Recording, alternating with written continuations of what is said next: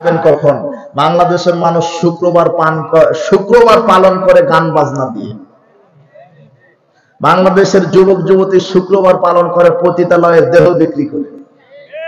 ও বলছে যে আজকে ছুটির দিন, গার্লফ্রেন্ড বয়ফ্রেন্ডের একেবারে জেনা ছড়াছড়ি শুক্রবারে। বলছে যে প্রিয়তমা তুমি কোথায়, চলো একটু পার্কে যাই। ও শুক্রবারের দিন বের করেছে বেশ্যাগিরি করার জন্য। কোন দিন? শুক্রবারের দিন। আর আপনি চাকরিজীবী ব্যবসায়িক সময় পান না, আপনি শুক্রবারে বের করেছেন দাড়ি চাচার দিন। আপনি কত মূর্খ আপনি! অথচ মুহাম্মদ সাল্লাল্লাহু আলাইহি ওয়াসাল্লাম বলছেন শুক্রবার এমন একটা দিন যেদিন আল্লাহ আদমকে তৈরি করেছেন, সেদিন তার মৃত্যু হয়েছে, সেদিন সে ভুল করেছে, সেদিন তার আল্লাহ তার পাপকে, তার ভুলকে ক্ষমা করেছেন। এই দিন আল্লাহ তাকে পৃথিবীতে নামিয়ে দিয়েছে। এই দিনে কিয়ামত হবে। এই দিন এমন একটা সময় আছে যেই সময়ে পৃথিবীর মুসলিম নারী পুরুষ যা চাইবে আল্লাহ তাকে তাই দান করবে। এটা হলো শুক্রবারের দিন। আর মুহাম্মদ সাল্লাল্লাহু আলাইহি ওয়াসাল্লাম বলছেন, কেউ যদি জুমার দিনে ওযু গোসল করে সুগন্ধি মেখে, কোনো পুরুষ বা নারীর জন্য সুগন্ধি মেখে মসজিদে যাওয়া হারাম। সুগন্ধি মাখবে পুরুষ, তেল দিবে, গোসল করবে, ওযু করবে, জুমার সালাতের উদ্দেশ্যে যখন ধাপ দিবে জুমার সালাতের নিয়তে, তাহলে প্রত্যেক ধাপ সমান 1 বছর তাহাজ্জুদ, 1 বছর নফল সিয়াম। এইটা হলো জুমার দিন। এই দিনে একটা সময় আছে যা চাইবেন আল্লাহ তাকে তাই দান করবেন। এটা 2। 3 নম্বর একটা সময়, আশ্চর্য সময়। রাসূল সাল্লাল্লাহু আলাইহি ওয়াসাল্লাম বলছেন, কারো যদি রাত্রে ঘুম ভেঙে যায়, হঠাৎ রাত 12টায় ঘুম ভেঙে গেল, হঠাৎ রাত 2টায় ঘুম ভেঙে গেছে, হঠাৎ রাত 3টায় ঘুম ভেঙে গেল, যখনই ঘুম ভেঙেছে ওযু থাক আর না থাক, স্বপ্নদোষ হয়েছে, কি হয়েছে, স্ত্রী মিলন করে ঘুমিয়েছিলেন, কি হয়েছে, ঘুম হঠাৎ ভেঙে গেছে ওযু গোসল ছাড়াই, রাসূল সাল্লাল্লাহু আলাইহি ওয়াসাল্লাম বলছেন, লা ইলাহা ইল্লাল্লাহু ওয়াহদাহু লা শারীকা লাহু লাহুল মুলকু ওয়া লাহুল হামদু ওয়া হুয়া আলা কুল্লি শাইইন কাদির, সুবহানাল্লাহি ওয়াল হামদুলিল্লাহি ওয়া লা ইলাহা ইল্লাল্লাহু ওয়াল্লাহু আকবার, লা হাওলা ওয়া লা কুওয়াতা ইল্লা বিল্লাহ। এই কয়েকটা বাক্য আপনি পড়বেন। ঘুম ভেঙে গেছে, হঠাৎ করে ঘুম ভেঙে গেল, আপনি অপবিত্র থাকেন আর পবিত্র থাকেন, ওযু গোসল ছাড়াই ঘুম ভেঙে যাওয়ার সাথে সাথে এই কয়েকটা বাক্য পাঠ করার পরে আল্লাহর কাছে এখন আপনি যা বলবেন আল্লাহ আপনার তাই কবুল করে নেবেন। এখন যদি আপনি ওযু করে তাহাজ্জুদের সালাত আদায় করেন তো তাহাজ্জুদ আপনার কবুল হবে। এখন যদি বলেন যে আল্লাহ আমার বাপকে ক্ষমা করো, আল্লাহ বলুন তোমার বাপকে ক্ষমা করে দিলাম। আশ্চর্য একটা সময়। তো আমি এই কয়েকটা সিরিয়াল আপনাকে দিয়ে বুঝাতে চাচ্ছি। তার একটা সময় হচ্ছে এখন, যে এখন বসে আছেন, এখন আপনি যা চাইবেন আল্লাহ আপনাকে তাই দান করবেন। এটা হলো সেই মাজলিস।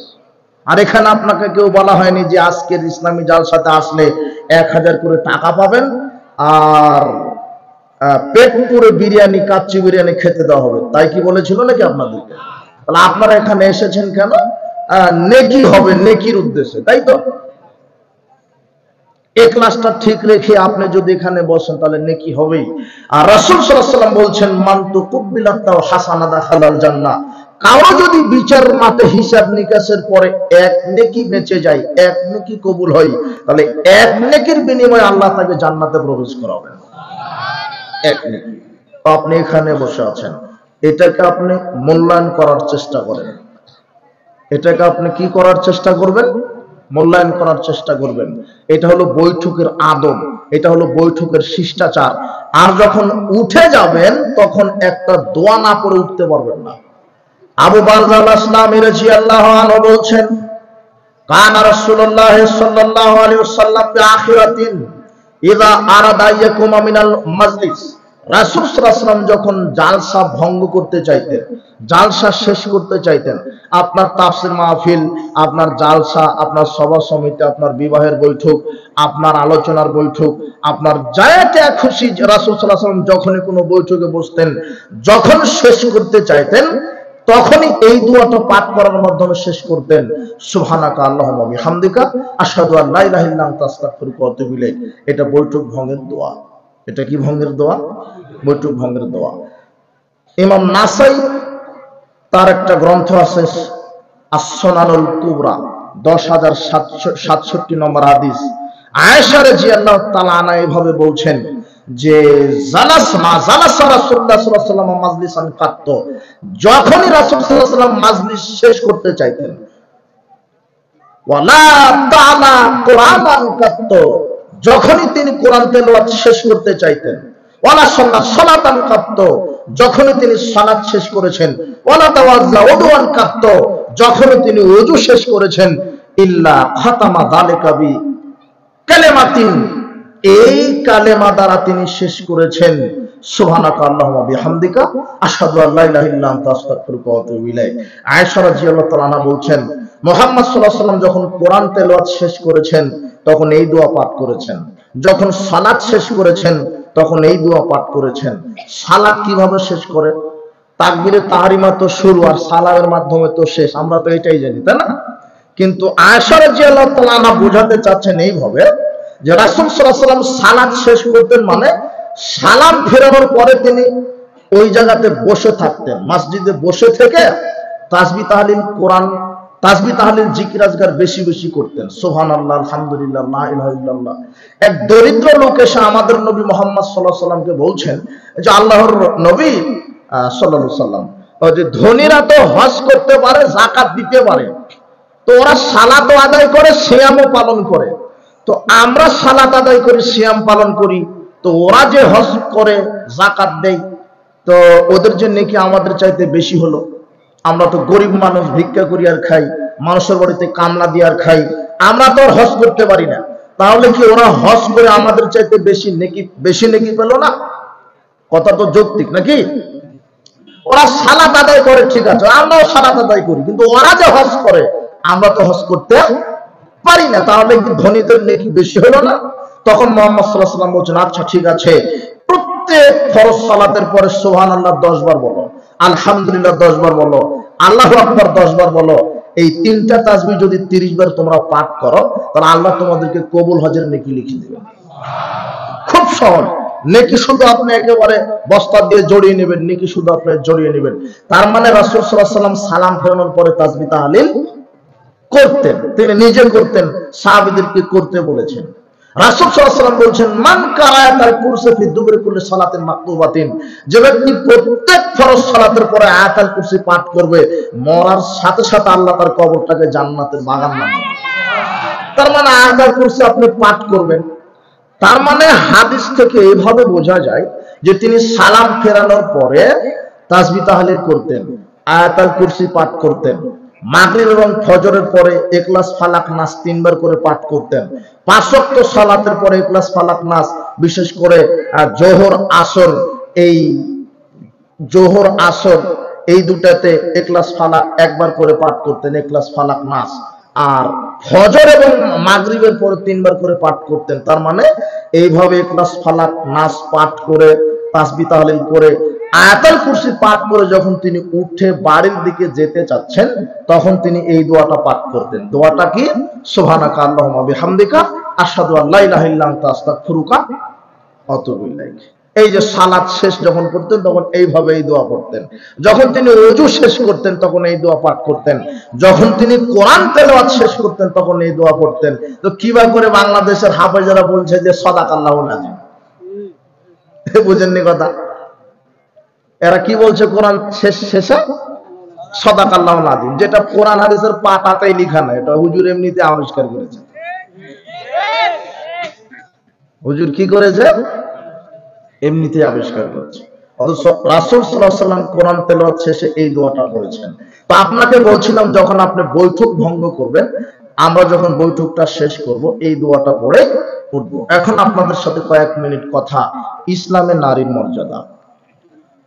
আল্লাহ সুবহানাহু ওয়া তাআলা নারীদেরকে মর্যাদা দিয়েছেন, যেই মর্যাদা পৃথিবীতে অন্য কোনো জাতি দেয়নি। অন্য কোন জাতি নারীকে জীবিত পুঁতে রেখেছিল। আল্লাহ সুবহানাহু ওয়া তাআলা বলছেন, ওয়াইদা বুশিরা আহাদুহুম বিল উনসা, যখন জাহেলি যুগের কাউকে তার কন্যা সন্তানের সুসংবাদ দেওয়া হতো, দাল্লা ওয়াজহু মুসওয়াদ্দাও, তার চেহারাটা কালো হতো, ওয়া হুয়া কাযীব, রাগে দুঃখে সে নিজেকে মাথা নিচু করে থাকতো, সে ক্লান্ত হতো। যখন কাউকে জাহেলি যুগে বলা হতো যে তোমার কন্যা সন্তান হয়েছে, তখন তার মুখটা কালো হতো। এই নীতিটা এখনো আছে, এই জাহেলি নীতিটা এখনো আছে। এই ছেলে শোনো, এই যুবক, তুমি বিবাহ করেছো, তোমার স্ত্রীর পেটে বাচ্চা এসেছে, বন্ধু বান্ধবীকে খুব ফোন দিয়ে বলছো যে আমি বাপ হতে চলেছি, আমি বাপ হতে চলেছি, তোমরা দোয়া করো, দোয়া করো। তো যেদিন তোমার স্ত্রী কন্যা সন্তান প্রসব করেছে, সেদিন আর তুমি বন্ধুকে ফোন দেওয়ার খবরটা দিতে পারলে না। কেন দিতে পারলে না বলো তো? যে কিভাবে বলি আমার মেয়ে হয়েছে, আশা ছিল একটা ছেলে হবে, ইঞ্জিনিয়ার বানাবো, ডাকাত বানাবো। বুঝেননি কথা? আশা তো ছিল, বড় আশা ছিল যে ইঞ্জিনিয়ার বানাবো, রাস্তার রড সিমেন্ট জম্মের দুর্নীতি করা করবে, আশা ছিল এরকম কিছু। কিন্তু মেয়ে হয়েছে। 6 মাস পরে বন্ধু ফোন দিয়ে তোমাকে বলছে, কি ব্যাপার, তোমার যে সন্তান হওয়ার কথা ছিল তার কি খবর? তখন তুমি বলছো, দোস্ত কি বলা হবে, আসলে আশা করেছিলাম তো হবে ছেলে, কিন্তু হয়েছে মেয়ে, তাই দুঃখে তোমাকে খবরটাও দেয়নি। এই ঘটনা হচ্ছে না? তার মানে জাহেলি রীতিনীতি এখনো আছে, জাহেলি রীতিনীতি এখনো আছে। জাহেলি যুগে যদি বলা হতো পিতাকে যে আপনার কন্যা সন্তান হয়েছে, তখন তার মুখটা কালো হতো। এখনো তোমার মুখ কালো হয়, তার মানে তুমি জাহেল, তুমি মূর্খ। কায়েস বিন আসেম এই লোকটা বলছেন, রাসূলুল্লাহ সাল্লাল্লাহু আলাইহি ওয়াসাল্লাম, রাসূল সাল্লাল্লাহু আলাইহি ওয়াসাল্লামের নিকটে গিয়ে বলছেন, ওয়া আদতু সানা, আমি সামানিনা বানাতে লি ফিল জাহেলিয়া, মুহাম্মদ সাল্লাল্লাহু আলাইহি ওয়াসাল্লাম, ইয়া রাসূলুল্লাহ, আমি জাহেলি যুগে 8টা কন্যা সন্তানকে আমি নিজে মাটিতে পুঁতে দিয়েছি। আপনারা কি বলতে পারেন যে যেই পিতাটা 8টা মেয়েকে মাটিতে পুঁতে দিল, তার ভিতরে দয়া ছিল না? ছিল, তার ভিতরে দয়া ছিল। এরপরে সামাজিক চাপে সমাজের লোক বলবে, অমুক কন্যা সন্তানের বাপ, অমুক কন্যা সন্তানের বাপ, অমুক মেয়ে সন্তানের বাপ। এটা যেন সে সহ্য করতে পারছে না, এই অপবাদের ভয়ে ও রাতারাতি যেই বাচ্চা প্রসব হতো, সেই বাচ্চাকে মাটিতে পুঁতে দিত। আপনি বলেন জাহেলি যুগের সামাজিক অবস্থা কেমন ছিল?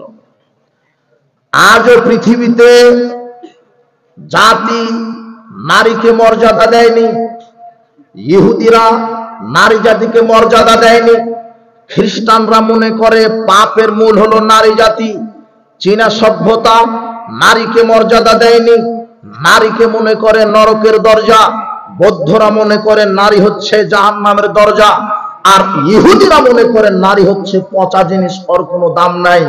কিন্তু সর্বকালের শ্রেষ্ঠ জীবন বিধান এই ইসলাম একমাত্র নারীকে মর্যাদা দিয়েছে। আপনাকে দেখাই, আল্লাহ সুবহানাহু ওয়া তাআলা বলছেন, আমি পৃথিবীতে মানুষ জাতি সৃষ্টি করেছি, তার নারী আছে, তার পুরুষ আছে। আল্লাহ সুবহানাহু ওয়া তাআলা নারীকে মর্যাদা দিয়েছে। উপস্থিত বৈঠকের মুসলিম দিনী ভাই বোন, আপনাকে নারীকে মর্যাদা দিতে হবে। নারীকে আল্লাহ সুবহানাহু ওয়া তাআলা মর্যাদা দিয়েছে। যেই পিতা মেয়ে হিসেবে মেয়েকে, যেই পিতা নারীকে মেয়ে হিসেবে পরিচয় দিতে চাচ্ছে না যে আমি মহিলার বাপ, আমি মেয়ের বাপ, এই মেয়েকে যেই পিতা মাটিতে পুঁতে দিচ্ছে, অথচ মুহাম্মদ সাল্লাল্লাহু আলাইহি ওয়াসাল্লাম এই মেয়ের ব্যাপারে যে হাদিস বলেছেন পিতার জন্য, রাসূল সাল্লাল্লাহু আলাইহি ওয়াসাল্লাম বলছেন, আবু সাঈদ খুদরি রাদিয়াল্লাহু আনহু বলেন, রাসূল সাল্লাল্লাহু আলাইহি ওয়াসাল্লাম বলেছেন, মান আলা সালাসা বানাতিন, কোন পিতা যদি তার 3টা কন্যা সন্তান, কারো যদি 3টা কন্যা সন্তান থাকে, আর সেই 3টা কন্যা সন্তানকে লালিত পালিত করে, ওয়াদ্দাবাহুন্না, সুন্দর শিষ্টাচার শিক্ষা দেয়, ওয়াজাওয়াজাহুন্না, সুন্দর সৎ পাত্রস্থ করে, সুন্দর দিনদার পরহেজগার ছেলের সাথে বিবাহের ব্যবস্থা করে, ওয়াহসানা ইলাইহিন্না, তার সাথে সুন্দর ব্যবহার করে, তাকে সুন্দর শিষ্টাচার শেখায়, তাকে সৎ সন্তানের ছেলের সাথে বিবাহের ব্যবস্থা করায়, তাকে আদব কায়দা শিখায়, তার সাথে সুন্দর আচরণ করতে পারে, ফালাহুল জান্নাহ, সেই পিতার জন্য জান্নাত ওয়াজিব। সেই পিতার জন্য জান্নাত কি ওয়াজিব, তার জন্যই জান্নাত।